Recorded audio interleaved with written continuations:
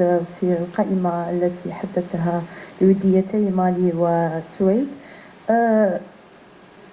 لماذا تم الاختيار على هذا اللاعب، خاصة وأنه يقدم في مستويات ما نقدروش نقولوا منحطة ولكن ضعيفة في نادي شباب الأستاذ؟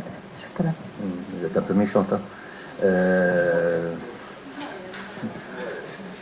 Non, c'est un joueur déjà quand il était en Tunisie, on avait un œil dessus parce qu'il avait une trajectoire un petit peu, il nous rappelait à l'époque un peu tous, pas par le style mais par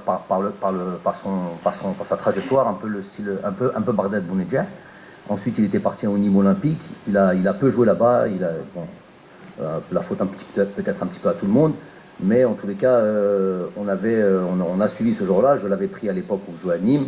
Je pense qu'il avait joué, je ne me rappelle plus, un match il n'avait pas démarré un match, mais en tout cas il était rentré dans une opposition, je ne me rappelle plus laquelle.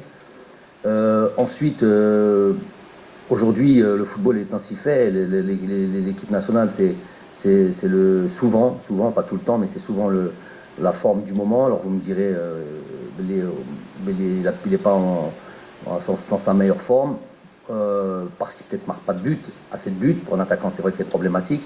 Mais ça, أنا كنت في المباراة تاع كأس أفريقيا في ستيف ضد une équipe africaine, je ne me rappelle plus laquelle, en Champions League. J'ai aimé son activité. Moi, je recherche pas absolument, même s'il faut marquer des buts, qu'un attaquant doit marquer des buts, notamment un attaquant axial comme ça, un avant-centre.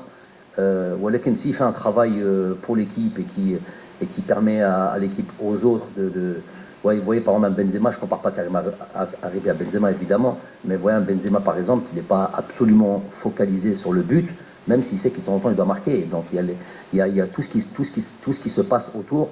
Rappelez-vous de Barded Bounedjah en 2019, on voyait qu'il ne marquait pas beaucoup de buts, mais il a marqué le premier but sur penalty contre le Kenya, et à la fin le but salvateur en finale.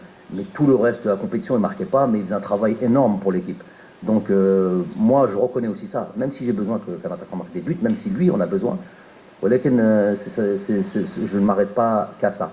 Donc aujourd'hui je dis le malheur des uns fait le bonheur des autres. On a un problème à ce niveau-là. Andy Delors est blessé, Barded Bounedjah, son championnat est arrêté.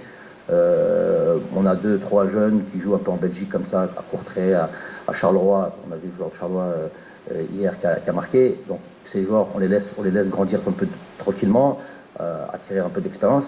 Donc je ne vais surtout pas dire que c'est un choix par défaut, là, qu'on ne me fasse pas dire ça.